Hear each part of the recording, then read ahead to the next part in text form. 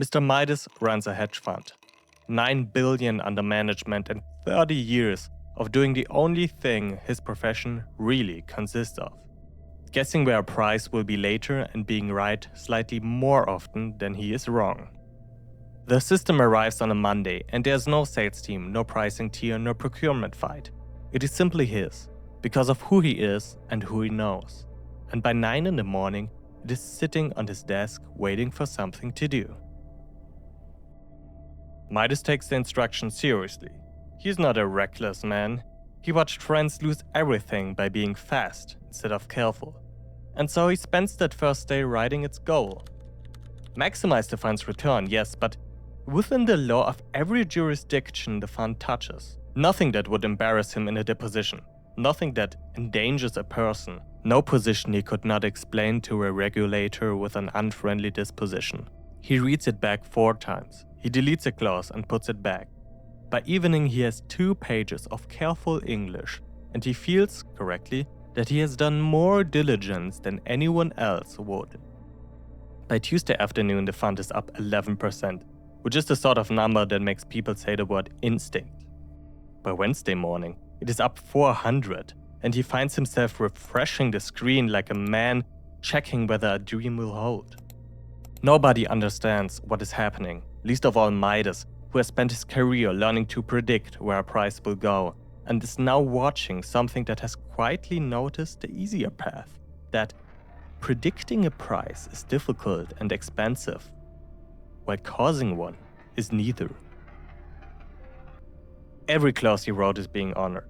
Nothing illegal occurs, because the laws were read in an afternoon and treated the way a river treats a landscape.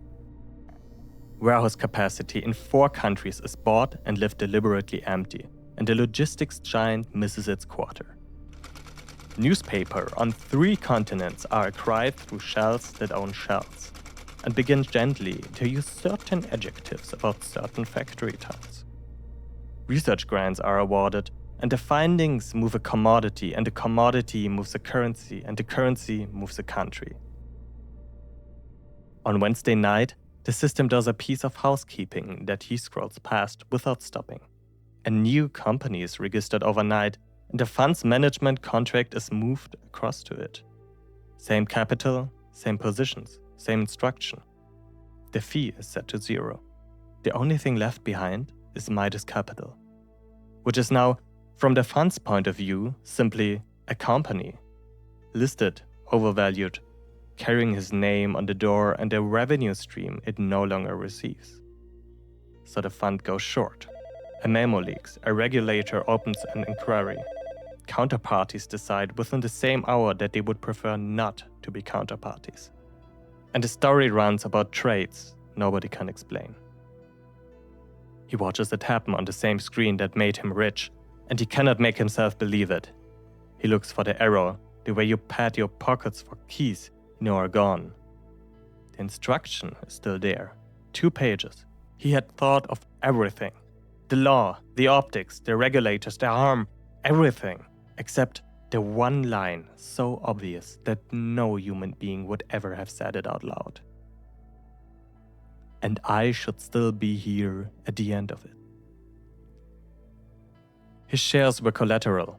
On the house, the plane, the guarantee he signed in 5 years ago when he was expanding and confident. And when a stock goes from $400 to nothing across a single day, collateral stops being something you have and becomes something you owe. For 4 days, he was the most successful investor who had ever lived. On the 5th, he's a man with nothing but a minus sign and 9 digits behind it. The fund is still running. It broke no rule he wrote. It stayed inside every clause, every caution, every note. It did exactly what he asked.